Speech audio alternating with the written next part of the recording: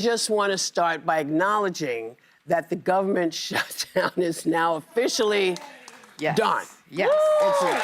It was the longest shutdown in American history, 43 days.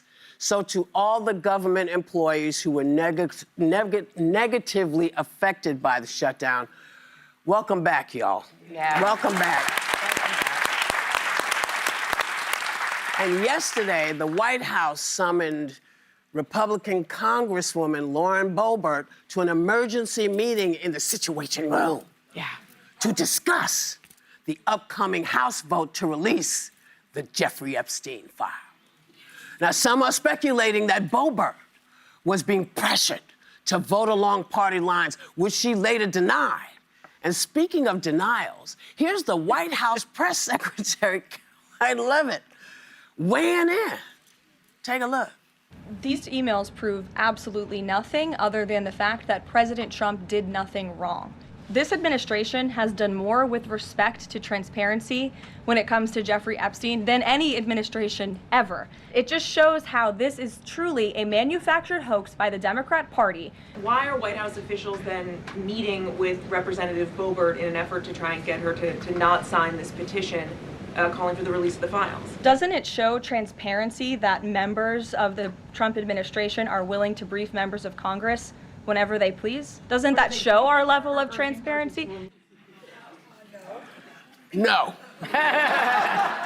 But some Republicans are striking a very different tone. Take a look. This was a self-inflicted wound by the White House and how they handled this, and I think they've dug themselves a hole. But in the end, I'm for transparency. Everything should be out. Pam Bondi needs to come here and explain herself. I haven't signed the discharge petition because I do support the administration doing everything they can, but they're going to lose this fight. The deal for Republicans on this vote is that Trump will protect you if you vote the wrong way. In other words, if you vote to cover up for pedophiles, you've got cover in a Republican primary. So now, you know who has not been accused of any wrongdoing and denies any knowledge of Epstein's alleged crimes. But is there a clear fracture in the party? And these are 23,000. Has any one person sat down and read through all 23,000 of these? It's interesting you mentioned that, because when you say, is there a fracture in the party, this isn't about parties. This is a crime. It is literally a crime. And the amount of emails that were released, so Democrats released 3 yesterday. A couple hours later, Republicans released 22,000 to flood the zone. Good luck getting through that reading material. Within a couple hours of that, in the Situation Room, which is used for, I had to look this up because I've never been in this. This is never used for something like this. This is national security, secret military operations, classified briefings, crisis management. They went to the Situation Room and slowly... Like, think of the Bin Laden raid. That was the situation. The famous clip of Hillary Clinton in there.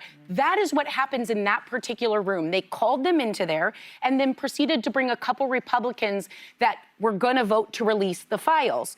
Now, what the hell are they hiding? Because as Caroline Leavitt said it herself, so far the emails have not been that incriminating of Donald Trump. But there's definitely more in there. Jeffrey Epstein dropped out of high school. He then went on to work at a private school here in New York. He got a job through one of the parents at a major financial institution. He had one major billionaire client. He could pick up the phone and get world leaders to show up wherever he wanted, whenever he wanted. People from one of the former Saudi crown princes, Norway, Russia, you name it. Why did this man have so much power? Why did this man have so much power? It's not even about Donald Trump that I want to see these files. They absolutely have to show us what they're all hiding. And it's billionaires. There's a lot of money behind this scandal. Sarah, this is white, rich, powerful, entitled men protecting other white, rich, powerful, entitled men. Men who thought they could get away with anything, and for decades did. I agree with you. I don't know why we are getting sucked up into a political partisan fight about this. This is about right and wrong. I urge you to go and listen to what Trump's Commerce Secretary, Howard Lutnick, who was next door neighbor of Jeffrey Epstein said about Epstein and his ability to blackmail others and why he got people to show up and had that kind of power. We have failed the victims of Jeffrey Epstein. We, as a country, our legal system, our institutions, our leaders, we have failed those victims time and time again. When the charges were first not taken seriously, when he got a sweetheart deal in 2008, when he then came out of prison 13 months later, and he was reaccepted back in society. We cannot fail them now. And one of those victims was on CNN today. Her name is Haley Robson.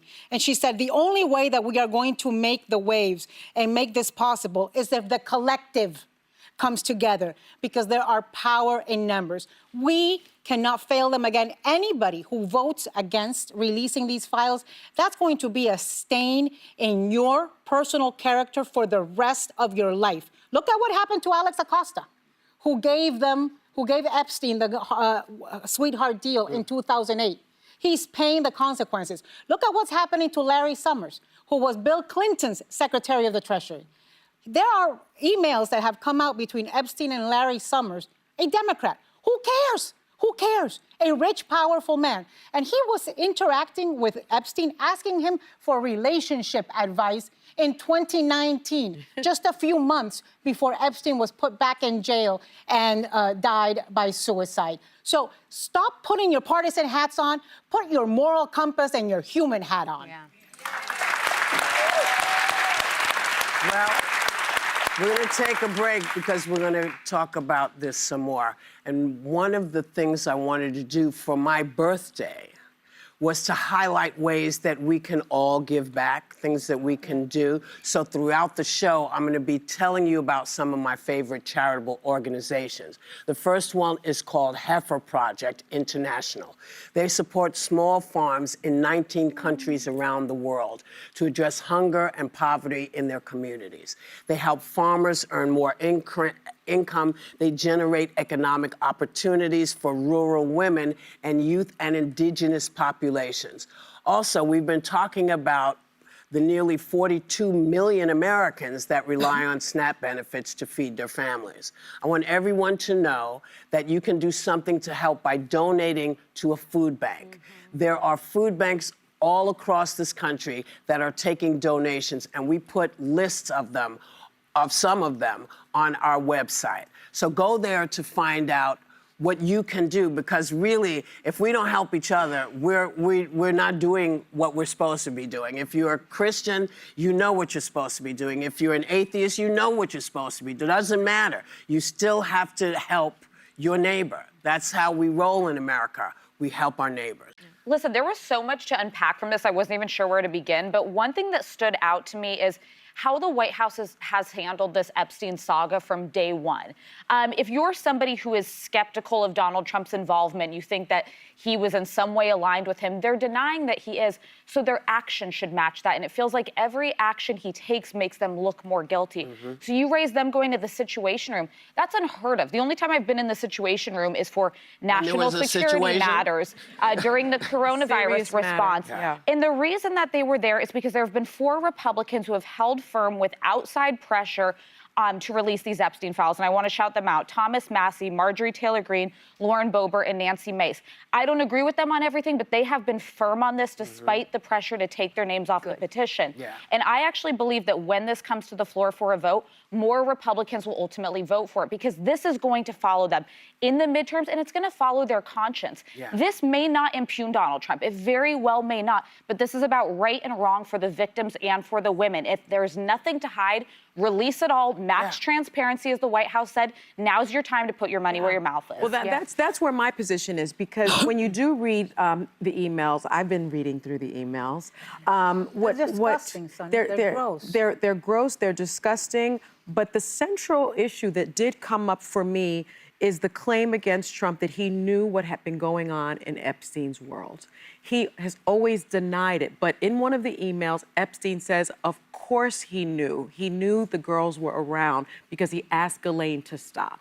And so that central issue, I think, is why there was a pressure campaign that Lauren Boebert was brought into the Situation Room. Think about it. She wasn't only there with the president. She was there with the Attorney General, the Deputy Attorney General, the head of the FBI in the Situation Room trying to, she denied she was pressured, but this pressure campaign Did she have against a lawyer her. with her? She did not have an attorney with her.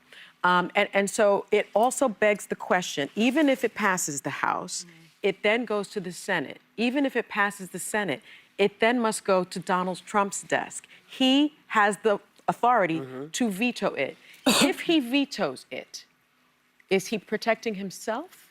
I don't think he cares that much about other Is there a legal step, because this is clearly unprecedented, to have a president incriminated in this type of thing, that he's the guy signing off on it? That seems very, like, a big conflict. Think about Watergate. Think about the Watergate scandal, when ultimately the cover-up was bigger than the crime. And I think what we are unfortunately seeing is something like a cover-up. Well, and a can be veto-proof overridden. majority within the Senate could make it override the president's signature. I don't foresee that happening. I don't think that's going to happen. And you know what happened yesterday gonna was happen. that Adelita Grijalva, Yes. the woman from Sworn Arizona, the in. congresswoman, was finally sworn in yesterday.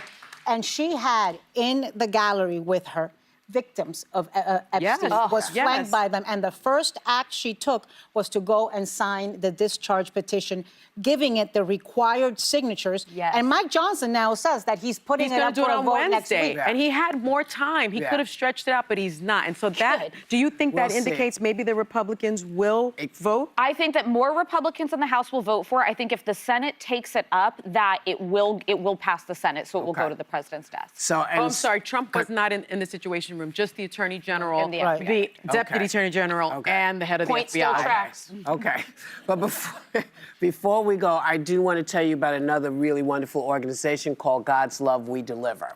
Oh, yeah, I Their love them. mission, is to improve the health and well-being of people living with HIV/AIDS, cancer, and other serious illnesses by alleviating hunger and malnutrition.